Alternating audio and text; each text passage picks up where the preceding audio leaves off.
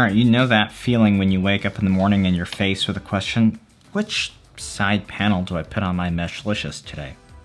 Well, I've never had that happen to me, but hey, maybe you have. So today we'll dedicate the next installment in the Meshlicious series to that, and let's have ourselves a panel discussion. I've touched on the panel configurations a bit in past reviews, but I'll consolidate all that info here as well to make it easy to absorb and to be accessible, and also include some new test results with this full mesh build here.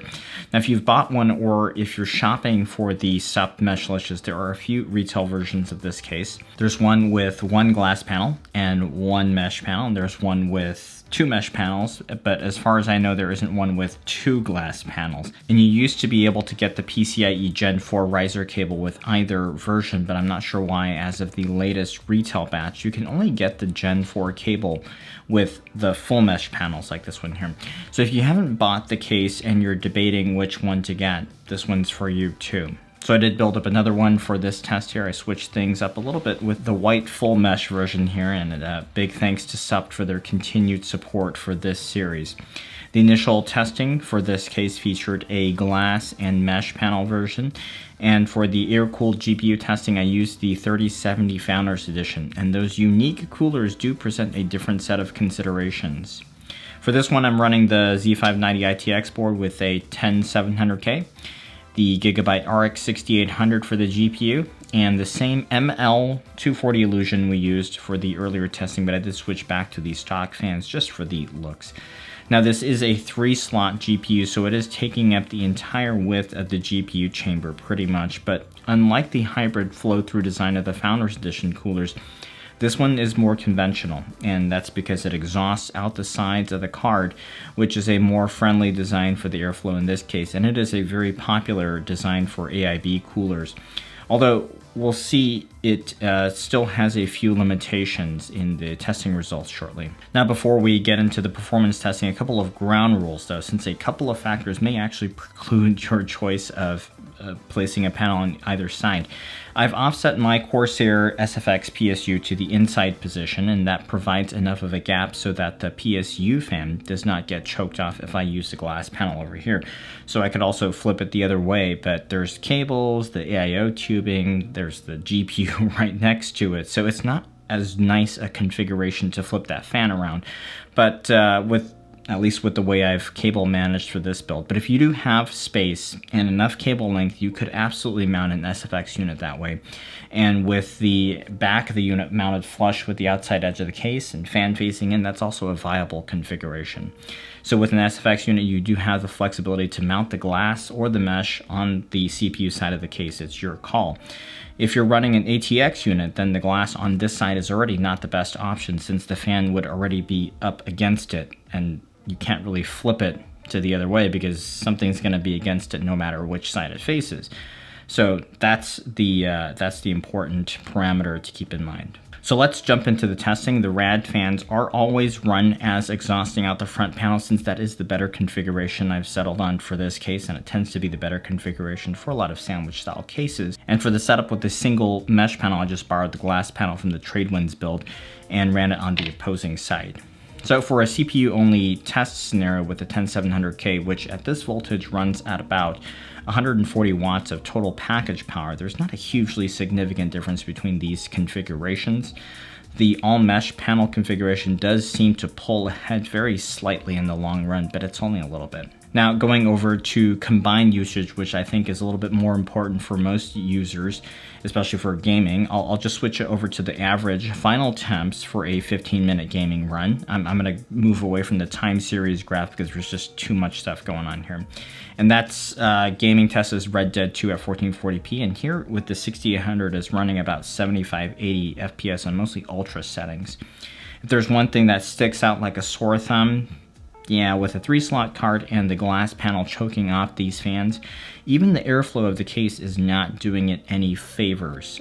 Mesh on the GPU side is a superior configuration, and I might argue that glass on the GPU side is completely unsustainable. So with that configuration, the CPU temps are actually a little bit better because the GPU intake and exhaust is stifled, so it's not moving as much hot air. So the RAD is processing less GPU waste heat at any point in time, but it tends to be really bad for the GPU. And you might wonder why the full mesh performs worse than the single mesh panel on the GPU side, but it is a significant difference, and that's because when you have two mesh panels, the replacement air is coming through both sides indiscriminately, which really doesn't benefit the CPU since there's really no cooling going on here. It's relying on the radiator for the cooling, and it's not an air cooler over here. But when you seal off the CPU side with the glass panel, the replacement air is going to be biased to the GPU side, so the airflow will help the GPU fans take in more air easily, resulting in better cooling. And wow, you know, this card with this cooler is absolutely fantastic. And revisiting our testing with the 3700X and the 2-slot 3070FE, I didn't have two mesh panels to test at the time, but we saw a similar phenomenon. Glass on the GPU side isn't as terrible, but it isn't a great configuration. With a 2-slot card, we can actually space out the riser cable and shift it out to the outer edge. And coupled with the mesh panel, it actually yields very good thermals. But theoretically, with this case, and a 3-slot card, you could space out the GPU compartment to 4 slots and give the back plate side of the card a little more breathing room, but this card doesn't have a significant flow-through cutout on the back plate, so that reconfiguration will mainly benefit CPU temps due to the better airflow. And as you saw, the GPU thermals are already incredibly good with the mesh panel on that side. So with this AIO, though, I don't really have that option. I have 16 millimeters of clearance between the top of the pump block and the side panel. So if you were to configure the case to have that 4 slots of GPU space, it would take 20 millimeters of space, so we're 4 millimeters short here. Anyhow, so just to round out the discussion, let's revisit the testing with air cooling. And with a Noctua L12 Ghost and Ryzen 5 3600 and the 3070FE GPU, I didn't have two mesh panels at the time either to test, but with a simulated full mesh configuration, we kind of get an idea that for air coolers, it makes total sense to have the full mesh panel set. Of course, with the panel attached on the CPU side, you will see slightly worse CPU temps and slightly better GPU temps just due to the bias of the replacement air intake. To me, this case is all about the aesthetics, and man, it looks so darn good with a glass panel, and I think getting the full mesh version is a bit of a shame if you're running an AIO. And from the test shown here, there's really not a compelling thermal reason to do so. And with the glass panel on the CPU side and the mesh on the GPU side, the performance with a 3-slot or a 2-slot card can be very good. And there's only two reasons that users should get the full mesh configuration in my mind, and that is, one, if you plan on running an ATX power supply, then you will need to ventilate both sides unless you have a 2-slot card that won't be right up against the glass panel, and that's okay. Or 2, you're running an air cooler, I think you'll want to vent both the CPU and the GPU side to ventilate both components, and there is a series of mods, of course, to seal off the case so that an air cooler would run fine with a glass panel on the CPU side. But in the general sense, for air coolers, the full mesh way is the way to go.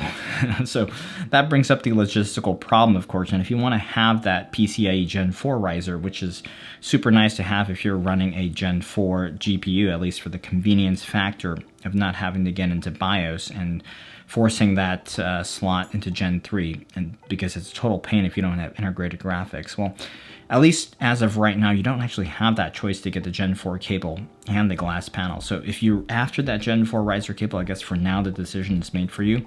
I'll try to get some info on this, but I do hope that at least either of these two panels will be an available aftermarket accessory. I know some might want one extra mesh panel, some might want an extra glass panel. For example, I think Tradewinds over here, the custom loop build, would be really nice with having two glass panels so you can see either side. And you can absolutely do two glass panels when you have a full custom loop. Anyhow, that'll wrap up the panel discussion for now. Thanks for your participation for our recent case giveaway. And congrats to you, Johnny, for being our lucky winner. We'll look into doing another one of these giveaways in the future, so I'll leave links down below for these build components if you're interested. Please like, subscribe, and thanks for watching today.